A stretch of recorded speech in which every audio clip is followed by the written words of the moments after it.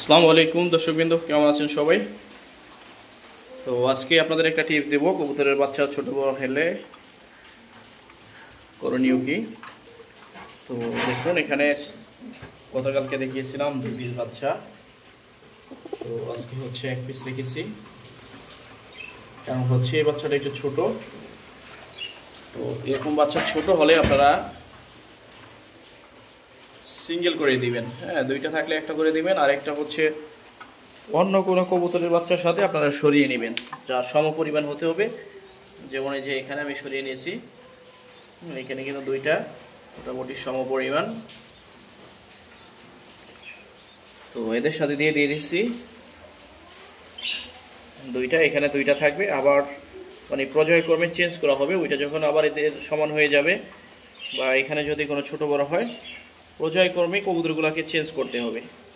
হ্যাঁ, আর যখন আমরা এটা করব পর্যায়ক্রমে, তখন কিন্তু বাচ্চাগুলো একদম সুন্দর সুস্থভাবে বেড়ে উঠবে। হ্যাঁ, বুঝাইতে পারলাম। এবং এছাড়া যদি কোনো পদ্ধতি আপনারা অবলম্বন করতে চান, সেটা হচ্ছে আপনি মেডিসিন ইউজ করতে পারেন। এই ছোট বড় বাচ্চাগুলোকে আপনি ক্যালসিয়াম, ভিটামিন এবং জিঙ্ক এগুলো যদি প্রয়োগ করেন, ওদের বাবা মাকে যদি খেতে দেন, এতে করে আপনার অনেক উপকার হবে। বাচ্চাগুলো গ্রোথ বাড়বে এবং খুব দ্রুত বেড়ে উঠবে এবং বড় হয়ে যাবে। এছাড়া আপনি আরেকটা পদ্ধতি অবলম্বন করতে পারেন, সেটা হচ্ছে হ্যান্ড ফিডার।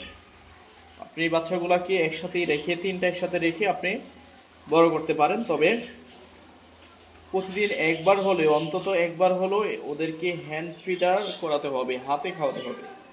হ্যাঁ, হাতে এবং পুষ্টিমানের খাবার খাওয়াতে হবে, যে খাবারগুলো খুব সহজে হজম হয়ে যায়। এবং পানির মধ্যে ওদের জিঙ্ক, ক্যালসিয়াম এবং ভিটামিন মিক্স করে পানিটা ওদেরকে খাইয়ে দিতে পারেন।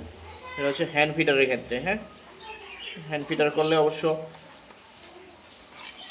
বাচ্চা দ্রুত বড় হবে, দ্রুত, যেটা আমি মনে করি এটা অত্যন্ত পরীক্ষিত।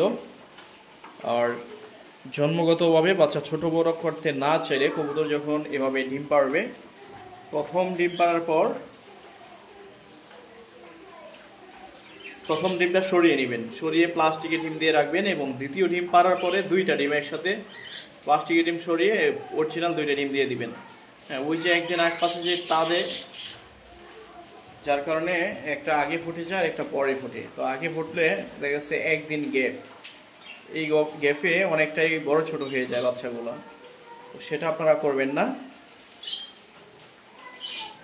আপনারা 2টা ডিম আলাদা, একটা আলাদা করে আরেকটা পাড়ার পর 2টা একসাথে দিতে পারেন।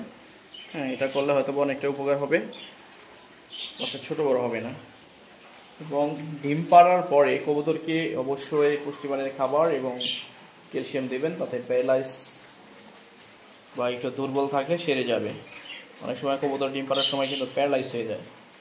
হ্যাঁ, এই জিনিসটা খেয়াল রাখবেন। একমাত্র ক্যালসিয়ামের অভাবই হয়। তো ক্যালসিয়ামটা যাতে যথাযথ কবুতর পায়, যেহেতু আটকানো কবুতর গ্রিড খেতে পারে না, এই জন্য ওদেরকে গ্রিড দেবেন। গ্রিডে প্রচুর পরিমাণ ক্যালসিয়াম আছে।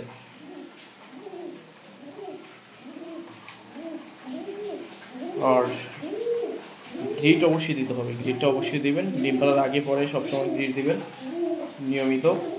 কবুতর ভালো থাকবে, সুস্থ থাকবে। আর গ্রিডগুলোতে যাতে ফাঙ্গাস না থাকে, অনেক সময় গ্রিড তৈরি করে অনেক পুরনো হয়ে যায়, প্যাকেটে রেখে দেয়, ভিজা থাকে।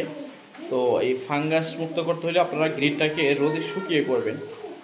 আর বাচ্চাকালেও কবুতরকে গ্রিড দেওয়া অত্যন্ত জরুরি, অত্যন্ত জরুরি।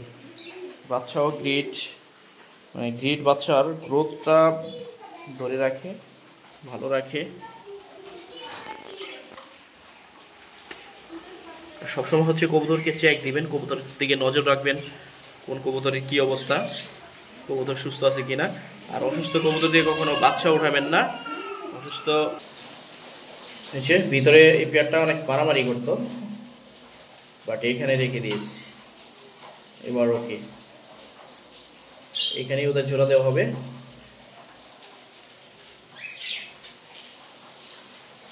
অসাধারণ মোল্টিং চলতেছে, শেষ পর্যায়ে পেয়ারটা এখানে দিয়ে দিলাম, যাতে মোল্টিং শেষ হলে ওরা ডিম দিতে পারে।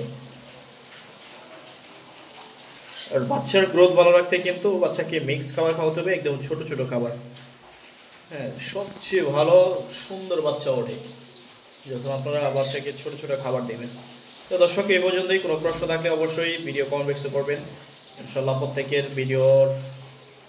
প্রত্যেকের কমেন্টস রিপ্লাই দেওয়া হবে ইনশাল্লাহ। ভালো থাকবেন, সুস্থ থাকবেন।